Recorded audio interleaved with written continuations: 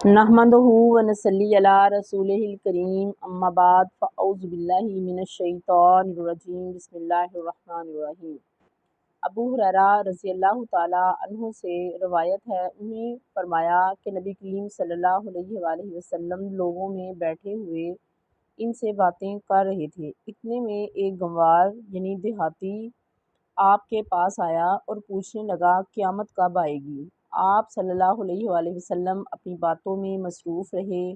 गंवार का जवाब ना दिया। बाज़ लोग जो इस मजलिस में हाज़िर थे कहने लगे, आपने इस देहाती की बात सुनी लेकिन पसंद ना की। और बाज़ कहने लगे, नहीं, आप सल्लल्लाहु अलैहि वसल्लम ने इसकी बात सुनी ही नहीं, इसीलिए जवाब नहीं दिया। जब आप सल्लल्लाहु अलैहि वसल्लम अपनी बातें पूरी कर चुके तो मैं समझता हूँ यूँ फरमाया, वो क़यामत को पूछने वाला कहाँ गया? इस देहाती ने कहा, मैं हाज़िर हूँ या रसूल अल्लाह सल्लल्लाहु अलैहि वसल्लम।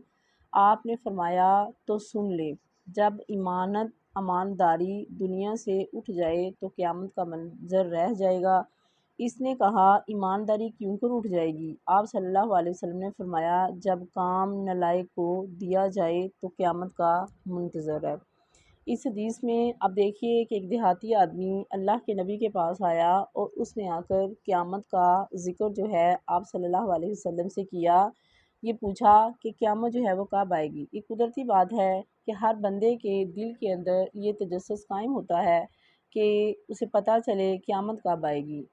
ज़ाहिर है हर किसी को यही होता है कि अगर उसे पता चल जाए कि क़यामत कब आएगी तो वो अपना अमाल जो है वो दुरुस्त कर ले। अब देखिए कि आप सल्लल्लाहु अलैहि वसल्लम की कितनी अहादीस हैं कि आप सल्लल्लाहु अलैहि वसल्लम के दौर से लेके हमेशा जो है अल्लाह के नबी सल्लल्लाहु अलैहि वसल्लम ये बात कहते रहे हैं, क़यामत जो है आने वाली है। ठीक है, क़यामत जो है आने वाली है। फिर आप सल्लल्लाहु अलैहि वसल्लम से जब भी सवाल किया कि क़यामत कब आएगी, जैसे एक दफ़ा अल्लाह के नबी सल्लल्लाहु अलैहि वसल्लम बैठे हुए थे, सब सहाबा बैठे हुए थे। हज़रत जिब्राइल अमीन जो थे वो आए, एक इंसानी शक्ल की सूरत के अंदर आए और आप सल्लल्लाहु अलैहि वसल्लम के पास बैठे। और जब आप सल्लल्लाहु अलैहि वसल्लम से सवाल किया कि क़यामत कब आएगी तो अल्लाह के नबी सल्लल्लाहु अलैहि वसल्लम ने उसकी निशानियाँ बताईं। मुकर्ररा वक्त का अल्लाह के अलावा किसी को भी इल्म नहीं है। तो यहाँ भी आप सल्लल्लाहु अलैहि वसल्लम एक निशानी ही बता रहे हैं कि क़यामत उस वक़्त आएगी जब अमानत उठ जाएगी, तो क़यामत का मुंतज़र है। अब देखें कि इंसान जो है जब दो लोगों के दरमियान कोई भी मामला तय होता है तो वहाँ पे तीसरा जो होता है वो अल्लाह देख रहा होता है। इंसान जो है सिर्फ़ अल्लाह के ऊपर ही इत्मीनान और भरोसा करता है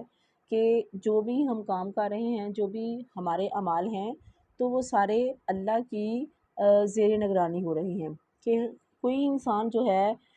इस बात पे जो सही मोमिन है वो एक लम्हे के लिए भी इस बात से कन्नी नहीं कतराता कि मुझे अल्लाह नहीं देख रहा, बल्कि जो एक मोमिन है, जो एक मुसलमान है, मुवाहिद है, उसका इस बात पे यकीन है कि मुझे हर लम्हे अल्लाह देख रहा है। और जिस बंदे को अल्लाह का खौफ होता है तो उसके सारे मामलात ऐन अल्लाह की तरीक़ाकार के, अल्लाह की हिकमत के, अल्लाह की तालीमात के ऐन मुताबिक होती हैं। अब देखिए कि आप सल्लल्लाहु अलैहि वसल्लम ने भी ईमानदारी के मतलब किस कदर जो है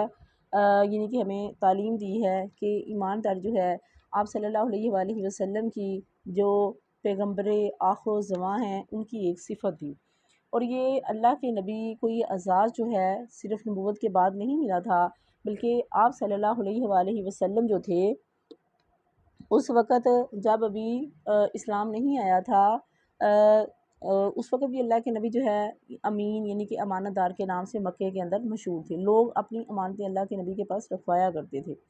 कोई भी इंसान उसी के पास अपनी अमानत रखवा सकता है जिसके ऊपर उसको भरोसा हो, यकीन हो कि ये बंदा जूँ का तू मेरी चीज़ जो है वापस कर देगा। तो आप सल्लल्लाहु अलैहि वसल्लम पे लोगों का इत्मीनान था। अल्लाह के नबी जो थे वो उनके पास अमानतें रखवाई थी। अब देखिए कि आप सल्लल्लाहु अलैहि वसल्लम के पास अमानतें रखवाई हुई थी। अल्लाह ने हुक्म दिया अल्लाह के नबी को कि आप हिजरत करके मक्का से मदीना चले जाएँ, और मक्के के लोग थे, उन लोगों की ही अमानतें अल्लाह के नबी के पास थीं जो कि नाउज़ुबिल्लाह आपके कत्ल के दर पे थे। तो इस तरह के मामलात में कोई और होता तो वो कहता कि जब इन लोगों ने यानी कि मेरी जान लेने के दर पे हैं तो फिर मैं इनकी अमानतें वगैरह इनके सुपुर्द क्यों करूँ, जाए जहन्नम में इनकी अमानतें। लेकिन इस हाल में भी आप सल्लल्लाहु अलैहि वसल्लम ने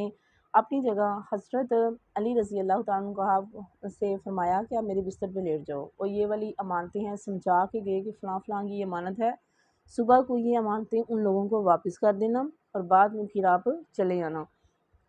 دیکھیے کہ اللہ کے نبی کی جان کو نعوذ باللہ ختم کرنے کے در پہ لوگ کھڑے ہوئے ہیں کہ کب اللہ کے نبی باہر نکلیں اور ان کی زندگی جو ہے وہ ختم کر دی جائے، لیکن اس کے باوجود بھی آپ صلی اللہ علیہ وسلم اتنے امین اور امانت دار تھے کہ ان امانتیں جو تھیں ان کی جو لوگ تھے پھر بھی واپس کر کے گئے، اس کا انتظام کر کے گئے۔ تو ایمانداری کی انتہا یہ دیکھیے، لیکن آج قیامت جو ہے، اللہ کے نبی نے کیا کہا کہ جب ایمانداری دنیا سے اٹھ جائے گی تو قیامت کا منتظر ہے کہ جب ایمانداری کا نام و نشان ختم ہو جائے گا تو کیا ہوگی، پھر قیامت جو ہے اس کا انتظار کر کے پھر وہ سمجھو کہ قیامت آنے والی ہے۔ آج اگر ہم اپنے معاشرے کے حالات دیکھیں، ٹھیک ہے، دیکھیں تو کیا حالات ہیں ہمارے معاشرے کے، ایمانداری جو ہے نام کی بالکل بھی نہیں رہی لوگوں کے اندر، یعنی کہ ہم لوگ بھی اسی معاشرے کا ایک حصہ ہیں، ہم لوگوں کے اندر بھی یہی برائیاں جو ہیں وہ سرے عام پائی جاتی ہیں۔ تو ایمانداری نام کی کوئی چیز نہیں رہی ہے، اگر کوئی کسی کو کوئی چیز دے دیتا ہے، واپس لینے کا نام لے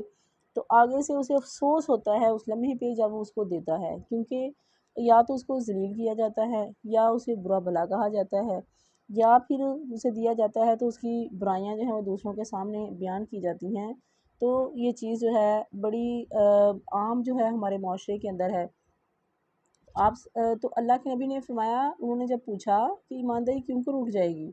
کیسے ختم ہوگی ایمانداری، کیونکہ دنیا کا سسٹم تو ایک دوسرے کو لین دین کے بغیر تو چلتا ہی نہیں ہے۔ ایک معاشرے کے اندر جب سب رہتے ہیں، سب کو ایک دوسرے کے ساتھ ہر ممکن طریقے سے کام پڑا ہوتا ہے۔ تو آپ صلی اللہ علیہ وسلم نے فرمایا کہ جب کام نالائق کو دیا جائے گا تو قیامت کا منتظر ہے، کہ جب آپ اپنا امیر، اپنا سربراہ جو ہے ان لوگوں کو بنا لیں گے جو کہ بددیانت ہوں گے، ایماندار نہیں ہوں گے، کیونکہ جب کسی کو کوئی عہدہ ملتا ہے تو کیا ہے، اسے پوری ایمانداری کرنا جو ہے وہ اس کا فرض بنتا ہے۔ اگر کام جو ہے، معاملات ایک ایسے آدمی کے سپرد کر دیے جائیں کہ جو بالکل بھی امانت دار نہ ہو بلکہ انتہائی بددیانت ہو، جس کو پتہ ہی نہ ہو کہ امانت داری کیا ہوتی ہے، اللہ سے ڈرنے کا اس کو پتہ نہ ہو، اللہ کے سامنے جھکنے کا ہی پتہ نہ ہو، تو پھر کیا ہوگا کہ پھر وہ کام جو ہے وہ اپنی مرضی کے مطابق کرے گا۔ کیونکہ آپ صلی اللہ علیہ وآلہ وسلم کی حدیث ہے نا کہ اللہ کے نبی نے فرمایا ہے کہ میں اس قوم کو کبھی بھی زوال نہیں دیتا جس کے اندر انصاف رہے، جو قوم انصاف کرتی رہے اس کو زوال نہیں آتا، لیکن جو قوم جو ہے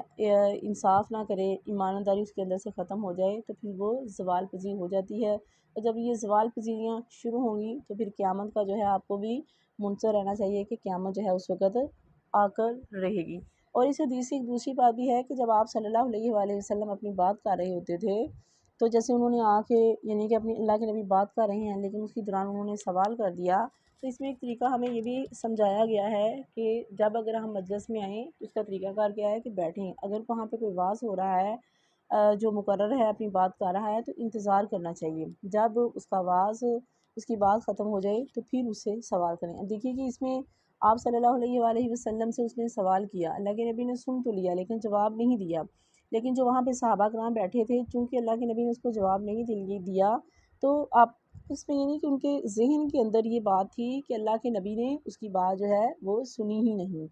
یا اللہ کے نبی نے ان کی بات پسند نہیں کی اس لیے جواب نہیں دیا، یعنی کہ یہ چیم گوئیاں ہو رہی تھیں، سب کے ذہن میں مختلف قسم کے سوالات جو تھے وہ آ رہے تھے، لیکن اینڈ کے اوپر جب آپ صلی اللہ علیہ وسلم نے اپنی باتیں وغیرہ ختم کر لیں تو پھر اللہ کے نبی صلی اللہ علیہ وسلم نے ان سے پوچھا کہ بھی جو سوال کرنے والا ہے وہ کہاں ہے، پھر اللہ کے نبی نے اس کو جواب دیا۔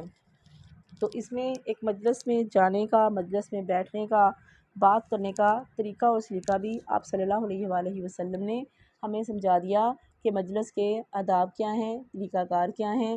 یعنی اگر وہ کوئی بات کر رہا ہو تو ہمیں انتظار کرنا چاہیے، آلریڈی پہلے جو وہ بات کر رہے ہیں ان کی باتیں سننی چاہیے، اس کے بعد جو ہے وہ اپنا سوال جو ہے وہ پیش کرنا چاہیے۔ اللہ رب العزت سے دعا ہے کہ اللہ تعالی ہمیں ان احادیث کے اوپر عمل کرنے کی توفیق عطا فرمائے۔ الحمدللہ ہماری یہ 57 حدیث نمبر جو ہے بخاری کی انشاءاللہ جا رہی ہے۔ اللہ کا شکر ہے کہ اللہ تعالی ہمیں جتنی بھی احادیث جو ہیں اس سے پہلے اس کا درس ہوا ہے، ہم نے پڑھی ہیں، اللہ ہمیں عمل کی توفیق عطا فرمائے، اور ہمیں کوشش کرنی چاہیے جتنا بھی ممکن ہو سکے، جتنا بھی ہماری پہنچ کے اندر ہے، جتنا بھی ہم لوگ کر سکتے ہیں، آپ صلی اللہ علیہ وسلم کی حدیث جو ہیں ان کے اوپر عمل کرنا جو ہے وہ ضروری ہے، تاکہ ہماری دنیا بھی بہتر ہو جائے اور ہماری آخرت بھی بہتر ہو جائے۔ آمین۔